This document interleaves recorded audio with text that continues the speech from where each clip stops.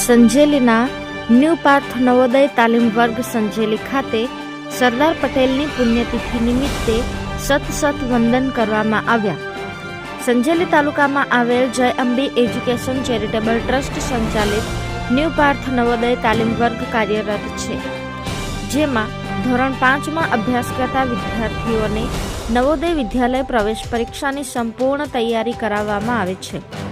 સાથે સાથે અનાથ, અપંગ અને અતિ ગરીબ વિદ્યાર્થીઓને વિનામૂલ્યે માર્ગદર્શન, તાલીમ અને જરૂરી મટીરીયલ આપવામાં આવે છે.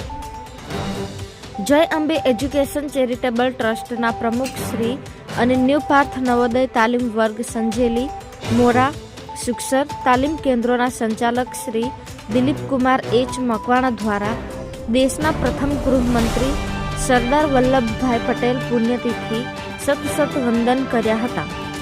ભારતના બિસ્માર્ક અને આયર્ન મેન તરીકે ઓળખાતા સરદાર પટેલ 565 રજવાડાઓના ઇતિહાસ વિશે જાણીતા છે.